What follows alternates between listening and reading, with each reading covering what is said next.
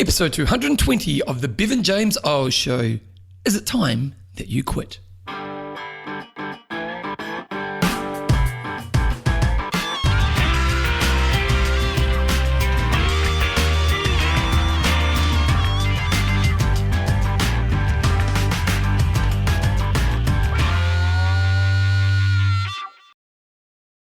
Rightio, team, welcome along to episode 220 of the Bevan James Eyles Show, your fortnightly podcast on the behaviours that create a lifetime love of exercise so you can get all the benefits that come alongside it.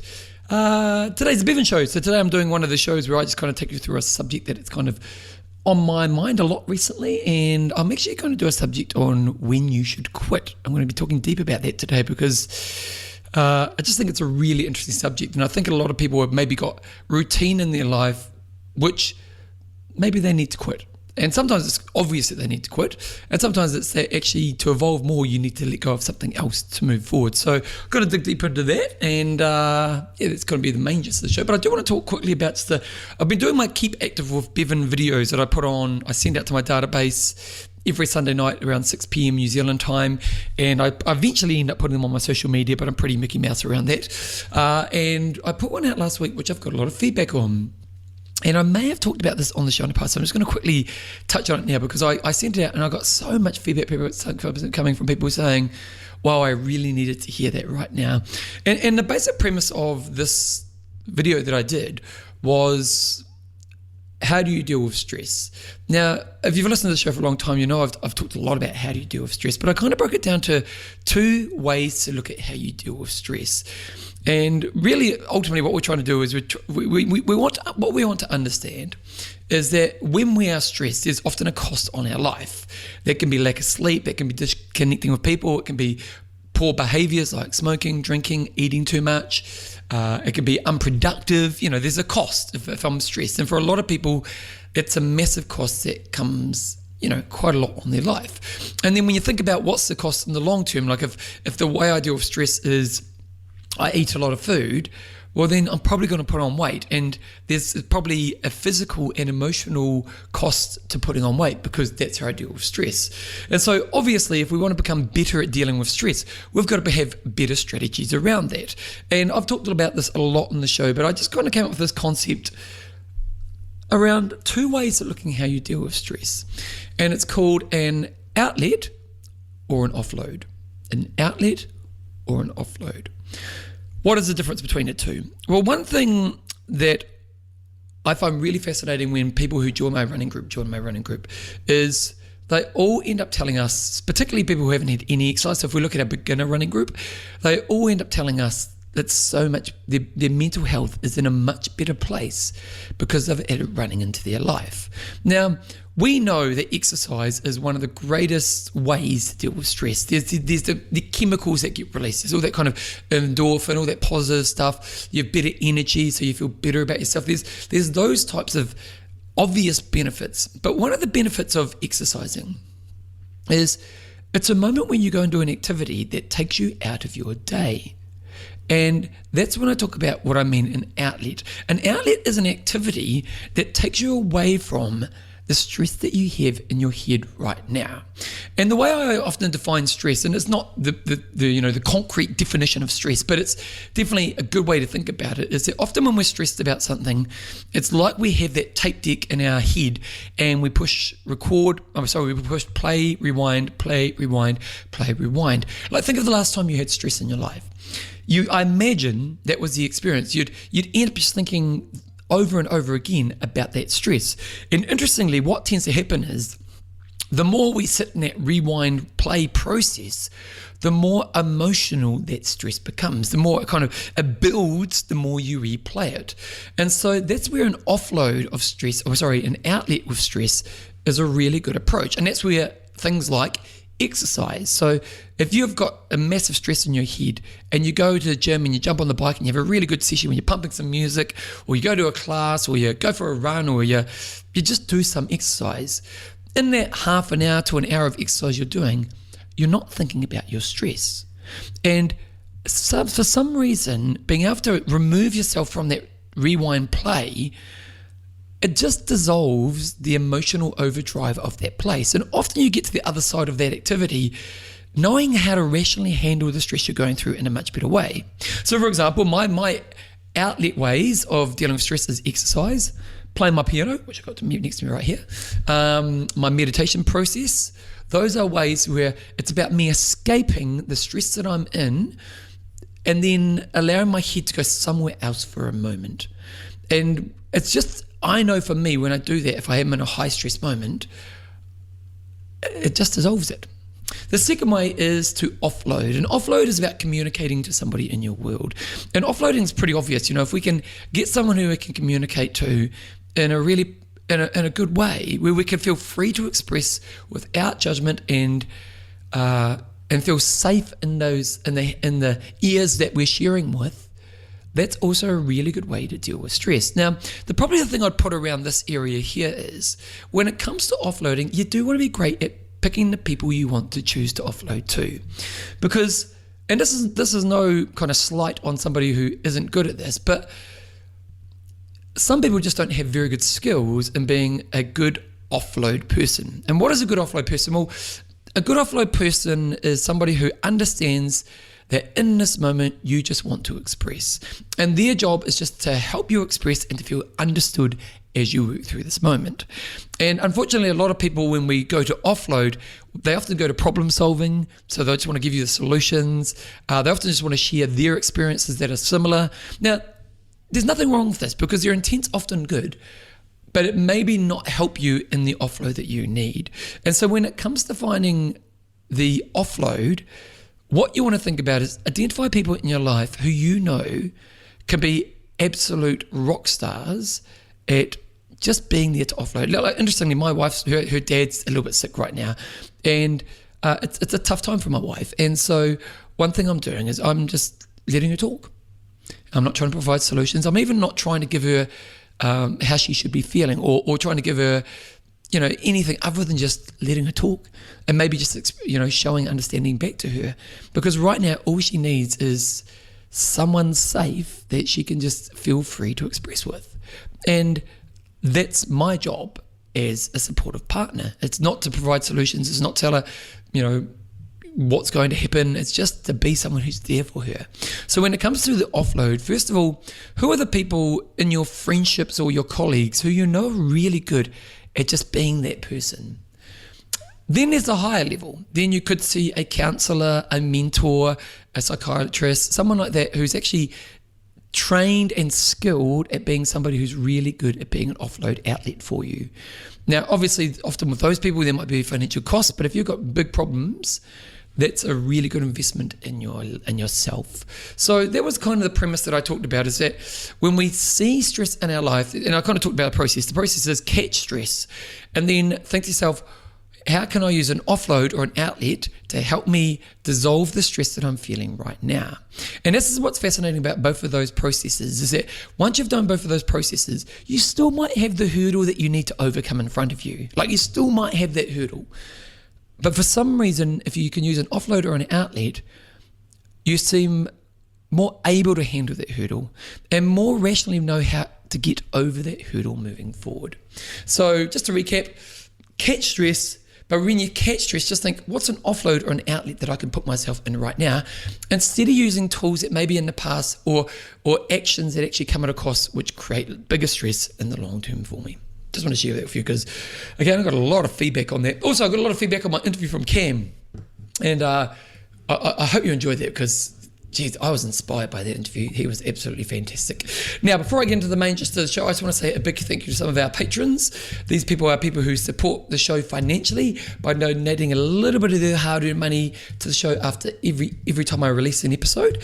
And these are some of the patrons. We've got Dean, the Cool Cube Cubie. We've got Rachel, Walking on Sunshine Dubusk. We've got Anna, Doing It Dungy. Anna's just had a baby recently. Congratulations, Anna. We've got Amanda, super duper amazing Amanda Coleman Watson. We've got Ali, Float Like a Butterfly, Sting Like a Bee Brown. And we've got Priscilla, Love Me Tender King. If you want to become a patron of the show, go to bevanjameseyles.com, go to my website, click on podcast, click on support me. It'll take you to the patron page, and then you just kind of donate as much or as little as you want each time. Anyway, I'm going to put the music on and we're going to get into the main gist of today's show.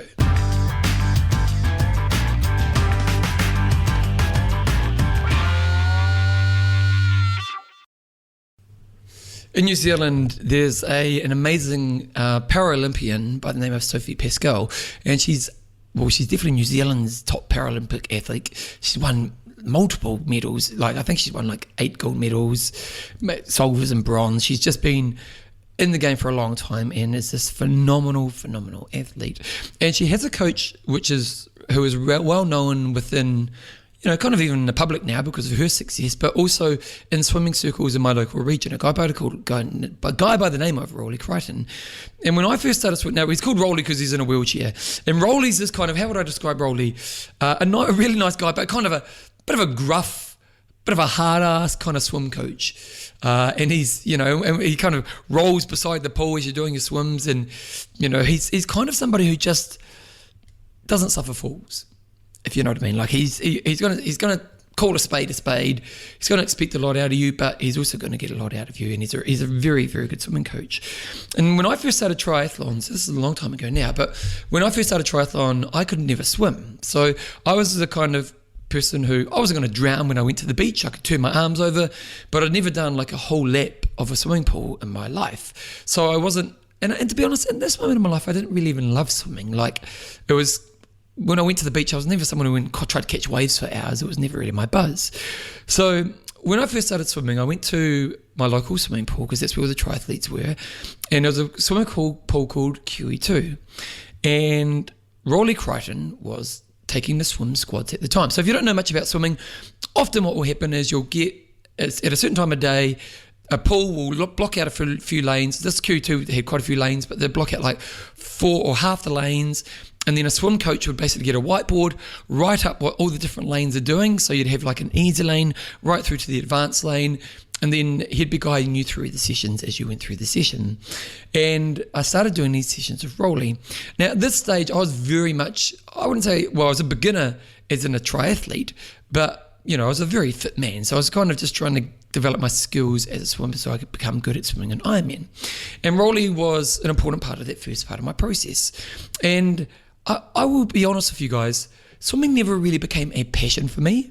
Like, I'm glad I did my time in Ironman because I became a good swimmer, and my swimming skills nowadays, nowadays I am the kid who goes to the beach. Well, I'm not really a kid if I'm going to be honest, but I am the person who goes to the beach and just loves getting in the water, catching waves, swimming. I love the fact when I'll swim from one point to another and just, I love the fact I have these swimming skills that I developed through that time. So I'm glad I had that period in my life. But if it came to exercise, I'm never going to go, let's go to the pool today as my first choice of exercise. It's, once I gave up triathlon, I haven't really done organised swimming since. And Rolly was a big part of that journey. And I remember one day in particular that was a really fascinating day. So at this moment, I've probably been doing triathlon for about 10 months. I'm becoming a better swimming, and as much as I never was passionate about swimming, I was getting to that point where I was enjoying the process, I was enjoying seeing growth, I was enjoying the learning. So I was in that place where I was kind of in that thriving place with swimming. And one morning, and swim squads are like early mornings, so I think we used to start at like 5:30. You kind of roll along to the pool, everyone's kind of half awake, and then you get in the water and start your squad. And one morning, I was doing a swim squad, and I must have had a long break. I can't remember what it was. I might have had like a 2-minute rest between sets. And we'd started the session at like 5:30. I can't remember exactly, but let's just say it's 5:30. And we're about 20 minutes into the session, and this young guy kind of starts walking towards the pool about 20 minutes late. Now, at this stage, I didn't know many people within the swim squad. Like, I kind of got to know a few people in my lane, and at this stage, you kind of had fast, medium, slow, and very slow. And at that stage, I was probably in the slow lane. By the end, I kind of just got to fast, but not for very long. But I was often kind of in the second lane down from fast.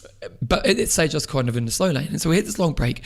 And as I'm kind of just waiting in my break, this guy kind of moseys on up. And I didn't know who this kid was. I didn't know him from Bar of Soap.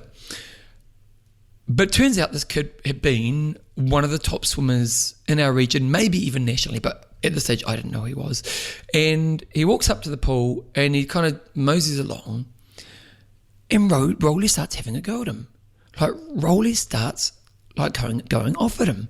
And I was kind of fascinated because I was like, what's happening here? Like, what's all this about? Why is Rolly going off this kid? Because I didn't know who this kid was. And after the fact, I learned again that he was a real top end swimmer. And Rolly starts going off at him because he starts saying, mate, either you quit or you're going to turn up properly, because turning up 20 minutes to a session is just showing that you've lost the passion. You don't care. You hardly ever come to sessions nowadays. When you turn up, you're turning up late. Why are you even here? And that was basically what he was saying. He kind of went off with him, just kind of saying, you're not being who you want to be. And fundamentally what Rowley said to him was, and he was identifying his behaviours, that, I imagine when this guy was at his elite, he would have turned up to every session, he was on time, he was probably hitting objectives as a training, he was absolutely smashing it out. But now he wasn't turning up, he's turning up half-assed, he was turning up late, I don't know what he was doing in the session, but I can't imagine he was smashing the session. And Roland, being the good coach that he was, because as much as I didn't really know what was happening, and it did seem quite harsh, Rowley was actually pulling this kid up. And he was saying, it's a moment for you to really assess what you're doing. And if you're not willing to be the level that you have been in the past, maybe it's time that you quit. And I've got to be honest, this is a while ago, but I don't think the kid came back to the pool. Now, in some ways you could look at Rowley and you could kind of say, wow, maybe Rowley did the wrong thing. Maybe he should have inspired this kid to keep at it, to help him find goals and stuff like that. But sometimes in life, we need to quit. Like sometimes in life, we should quit. There's activities in our life that we should quit. And when I'm talking about here, I'm not talking about giving up smoking today. I'm not talking about drinking alcohol if you know you've got a drinking problem.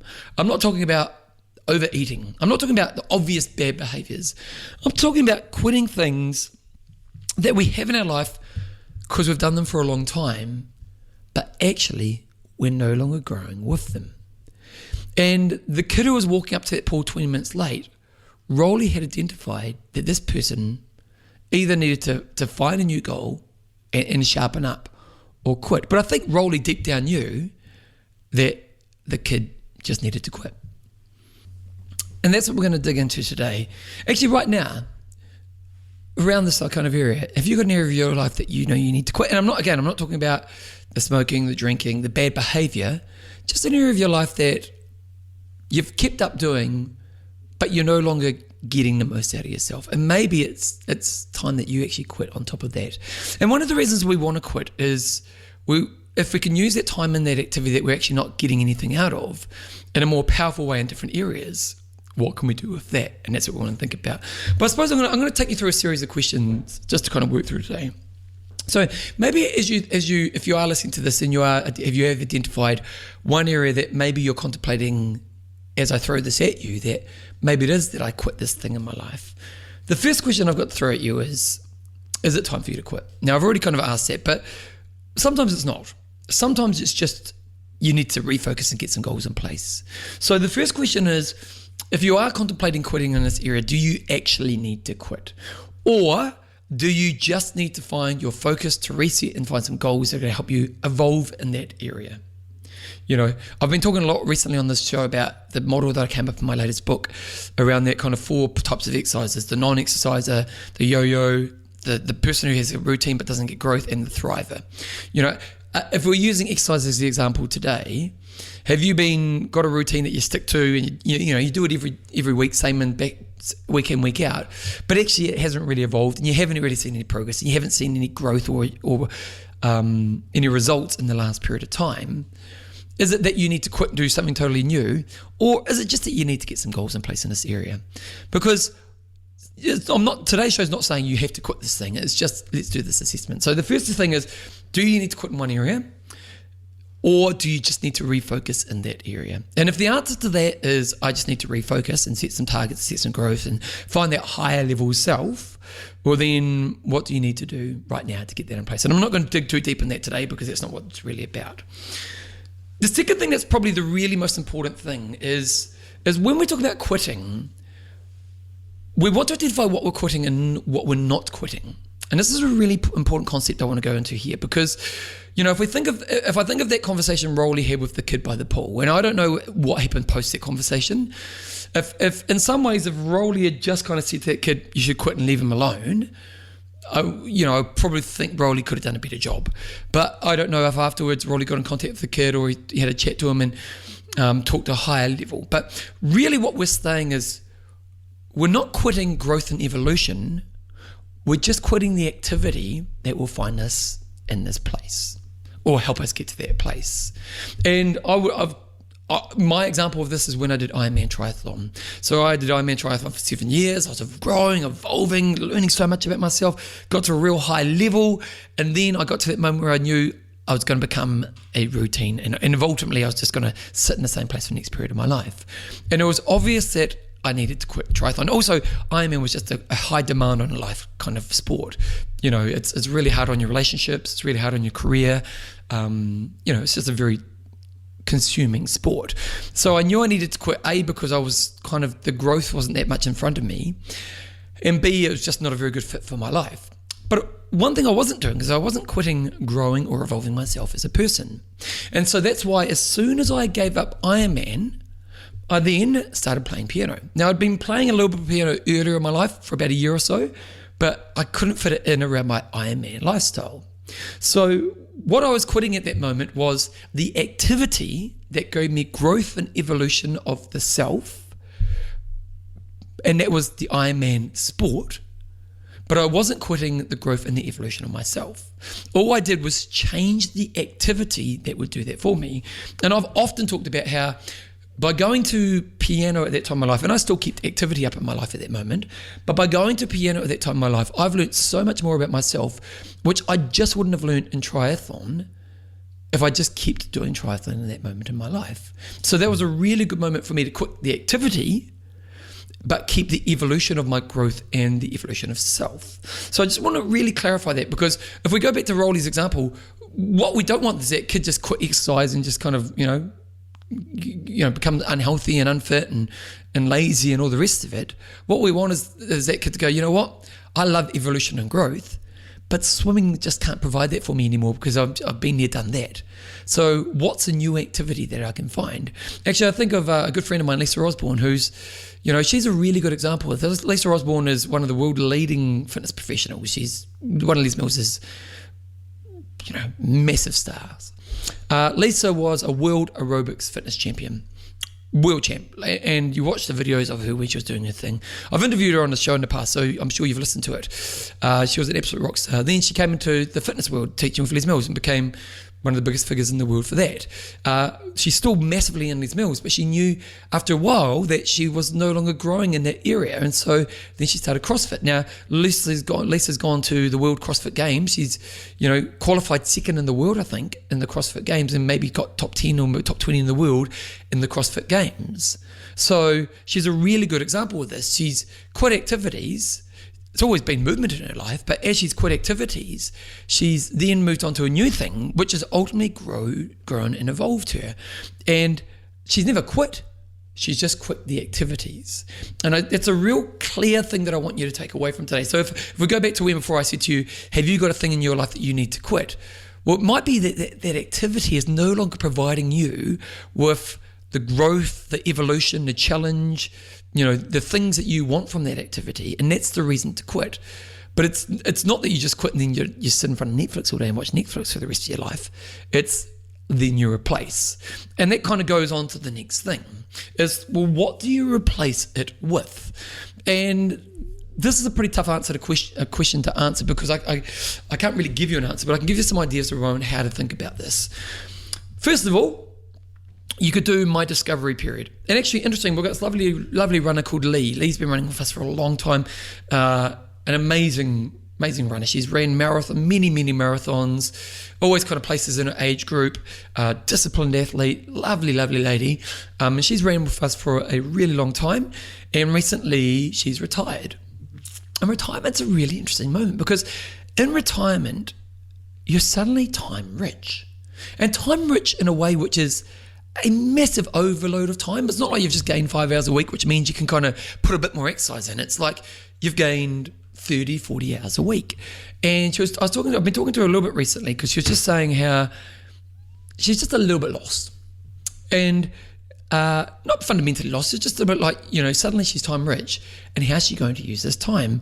And my recommendation for her was just to try some stuff. And that could be one thing that you can do at this time is, if let's say you're been a cyclist and you've exercised 10 hours a week for the last 10 years and you know you need to quit cycling, but you don't want to quit growing.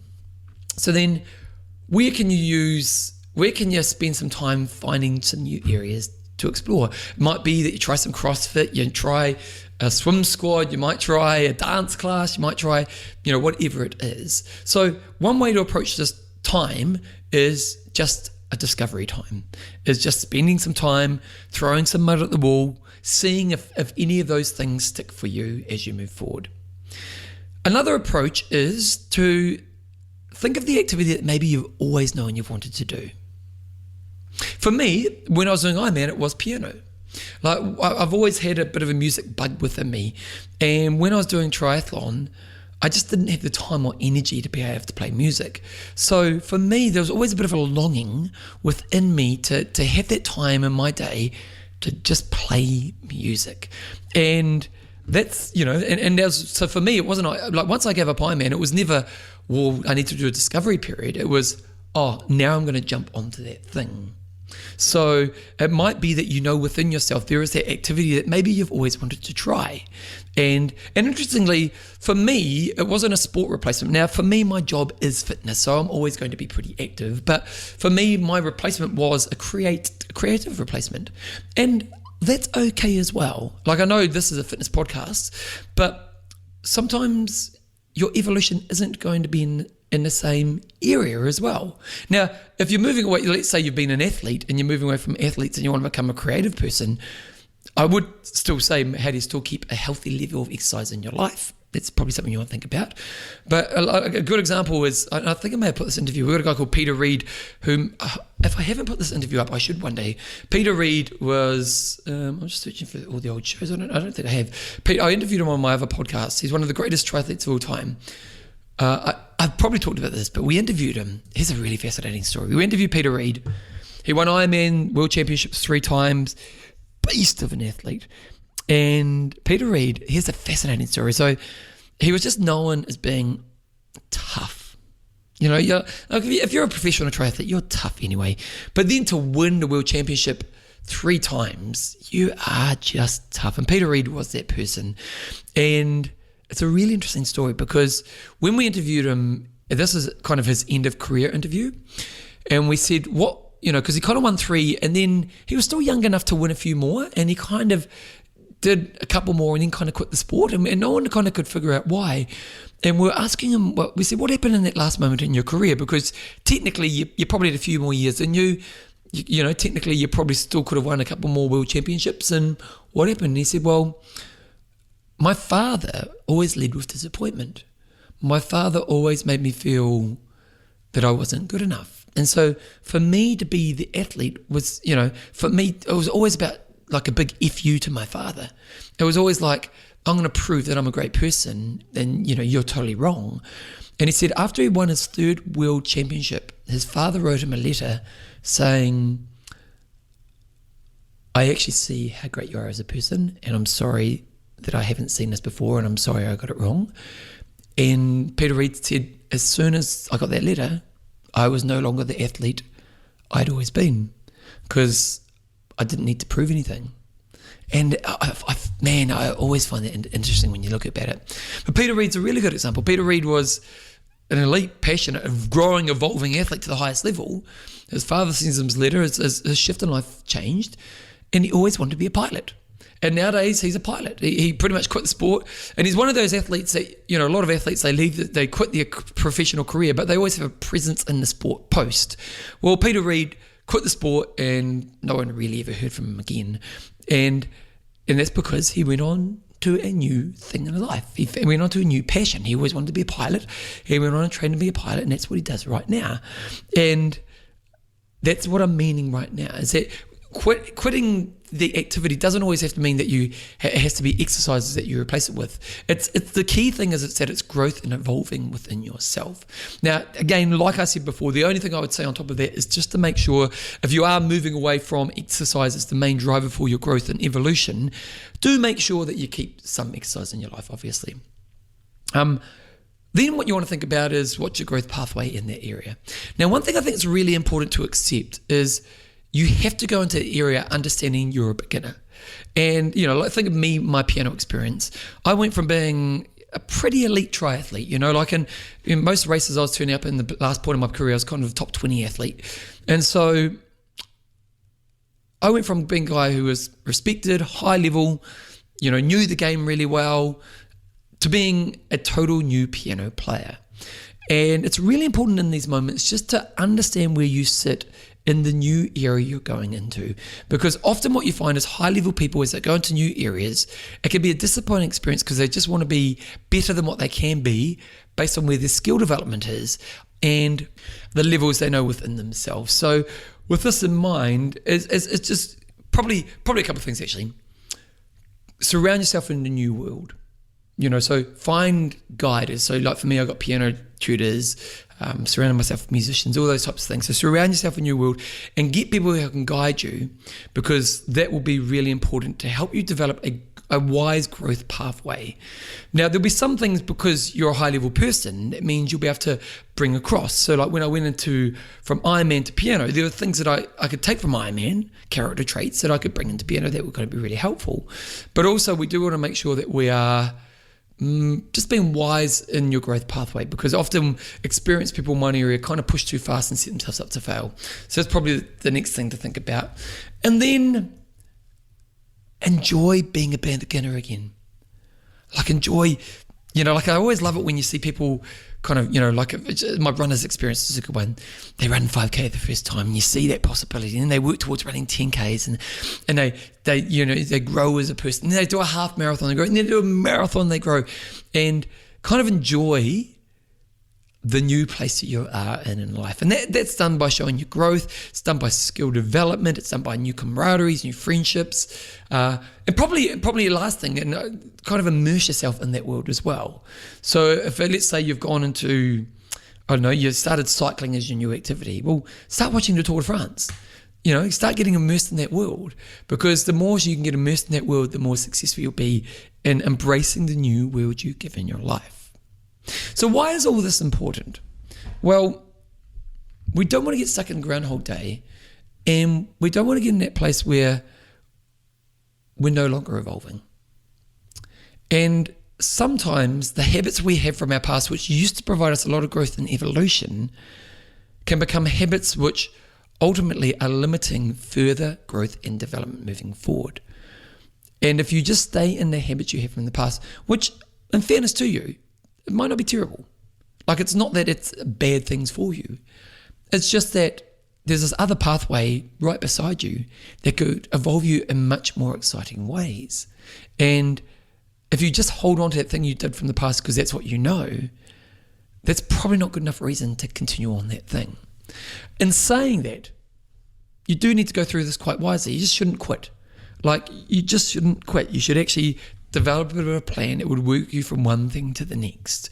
And it might be, like if we go back to that swim person, if we go right back to start with Rolly and that swim kid, that swim kid might have said, well, you know what, I'm going to keep swimming, but I'm just going to do 3 sessions a week, kind of like to keep my fitness up, but I'm going to explore some other fitness kind of types of exercise over the next period of time.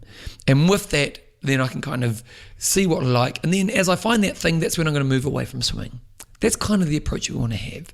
And then think of those things of, I'm not quitting, I'm just quitting the activity. I'm not quitting growth and evolution, I'm just quitting the activity.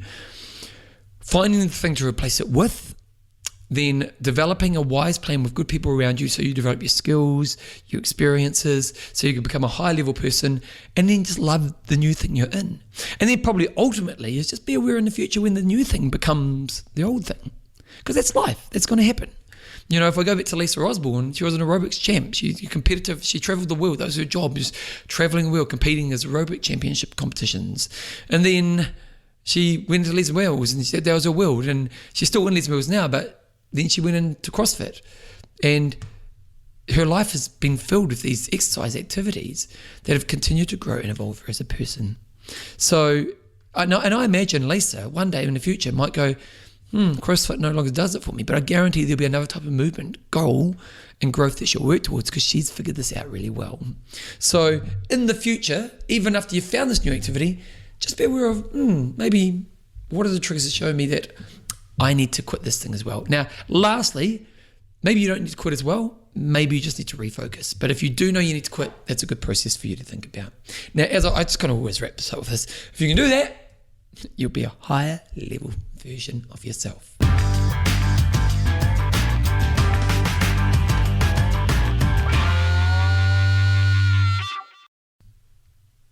Alrighty, team. Hopefully you got something out of that, and if you've got that area in your life, probably one thing I haven't talked about is it does take a bit of courage. Like it does take a bit of courage to quit, and that's why I'm not big into that kind of jump off quit. That to give a bit of a pathway. There's that question. There's a really interesting question that goes, a lot of personal trainers when they first start out is should you work part time or should you just go all in? So like the argument is that if you're working part-time, let's say you're starting off as a personal trainer, it's a self-employed job. So you've got a lot of gyms is at least. So should you just quit anything you earn, which means you're going to be 100% committed to earn, to being the best you can because you need to be successful. It's almost like by going in all in, you're going to be so desperate you're going to do work that maybe you wouldn't have done if you had a safety net. Instead, maybe, you work part-time at a supermarket 20 hours a week, earning bugger all, but it gives you a safety net, which means you can build your business slower.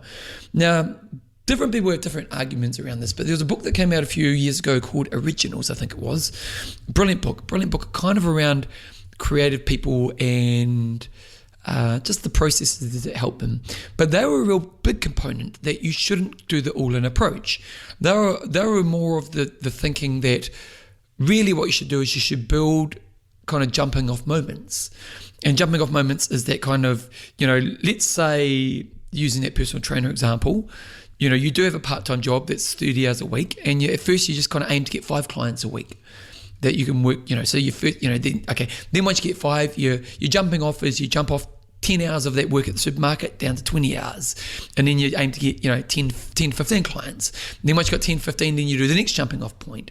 And I like that idea, because I get the idea of, you go all in, you're going to be more motivated. But often motivation isn't all you need. So like when we think about, just because you're motivated doesn't mean you understand how to be successful. And when we can have a longer runway to figure out how to be successful, there's a higher chance we'll be successful. So let's go back to that personal trainer example. If someone is, doing 30 hours a week at, a pretty low skilled kind of supermarket job, but they're just aiming to get 5 personal training clients, and they've got the safety net that, they don't need that money to make it work, but they're disciplined as well because, they do need to make sure that of that time they give themselves, they're really smashing. But let's say they can do that. They're going to learn some really important lessons in getting those 5 clients. They're going to learn really important lessons around how to get clients, how to look after your clients, how to manage clients, and so on, how to train clients. And then they go, okay, well, let's do my next jumping off point. So then they go, okay, well, let's go back to 20 hours a week and try to get my 10, 15. And in that next moment, they're going to learn other lessons. And so what they're doing is that they're not just they're giving themselves a safer pathway, but they're also giving themselves time to learn the lessons, or giving themselves, a lot more time to learn the lessons that are going to help them make successful in the long term. Whereas if you go with the all-in approach, sure, you might be motivated because jeepers creepers, you need to make some money, but you might not last. Like, to be honest, I've worked at a gym for years. The amount of PTs I've seen last less than 2 months is mind-blowing. I've seen PTs last 2 weeks because it's hard in that first period. And as much as they might be motivated to get new clients, they just don't have the time frame to learn the lessons that are going to help them be successful along the way. And so when we think of that kind of jumping off thing, is it does take courage. And that's why that approach of, like what I was talking about, the swimming kid, is maybe keep swimming up 3 times a week, but then try some other things. And then as you kind of, let's say, just CrossFit's in my head, let's say this kid did 3 swims a week, and traditionally he would exercise 7 days a week or 6 days a week, but he's going to do 3 swims, which is just keeping a base of fitness. He's going to explore everything. After a while he finds CrossFit, and then he ends up going to CrossFit 3 times a week, and then you know what, swimming starts to fall away. And it might be that swimming quits straight away, or it might be goes down to 1 swim a week, and so on. I like the idea of allowing yourself a transition period where A, it gets you to learn the lessons, and B, it creates a better safety net for you to move forward. So just some another thing for you to think around that. But it does take courage. And that's why it's that whole, probably the one thing I want you to take away from today is you're not quitting growth and evolution, you're just quitting the activity, but you're finding the wisest way to do that up to set yourself up for success in the long term. That's pretty much today's show done. And does everyone got anything else to mention? One thing I have been, actually I have got something else to mention. This is just a total quick side note. Or maybe I'll do this. I'll quickly talk about this. Don't get caught up in the minutia of starting. And maybe I should even do a whole podcast on this. I've done my book. It's at the publisher right now. They're going through all the publishing process. Hopefully it's going to be out March, April. That's kind of where we've penciled. But I'm creating a course that goes alongside the book. And I've created a filming studio in my office right now. If you can see my office right now, I've got a big blackout sheet so I can't even see outside my windows. I've got 3 different lights around me. I've made my background look beautiful because I'm doing a course that's kind of the higher level for people who want to bring passion to exercise in their life. And the course is going to have about 50 hours of video in it. So it's a lot of video that I would need to do in the next moment of time. And I needed to get my studio set up. And I gave myself a 3-week time period to do this. So I needed to get all the gear, I needed to get some education, I need so on and so on. Now, a lot of people, and I just want to share this because I'm kind of proud of myself, but a lot of people, they don't start things because they get caught up in the minutia of what they need to do before they start. And so, for example, with this video course, I basically had to, again, get the gear, learn what gear I need, learn how to put the gear in the right place, learn how to create a good studio, learn sound, learn video and stuff like that. And a 3-week period wasn't much. So first thing I did is I got a guy I know called Sonny who's really good at this stuff. He came around, he was an absolute rock star. He came around to my house and brought his gear and said, here's what you need, here's what you need to do here and here. So that was fast.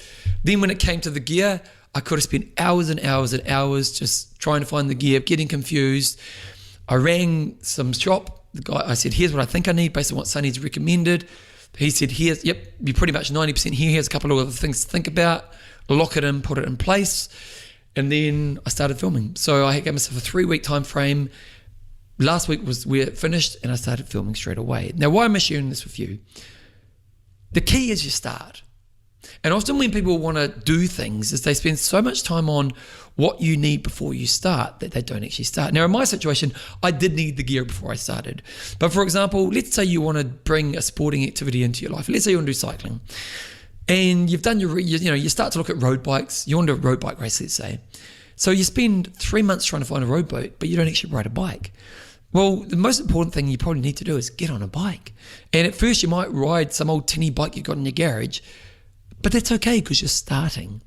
And we just want to be careful when we are trying to bring activities into our life. And I suppose this fits a little bit with today, is that we don't get caught up in the things we have to do before we start. The most important thing is that we start, and then we can add as we progress down the line. And a good thing to think about is what's the minimal level that I need to start, and how do I make it as easy as possible for me to get that in place? And my little studio setup here is a good example of that. I've gone pretty low end with my gear, but for what I'm trying to produce, it does a great job. Now, I could have spent thousands. I could have become a much more advanced person in my skills and understanding in this area. But A, it's not a skill I want in the long term. And B, it would just mean that I wouldn't start for another 3 or 4 months. So I just didn't need that skill level, and I just didn't need that much gear. The gear that I got was perfect. The skill level I developed was perfect, and that's what got me started. And so I just want to share that with you because it's kind of something else to think about. Anyway, I just want to say if you want to become a patron of the show, to go to bevanjameseyles.com.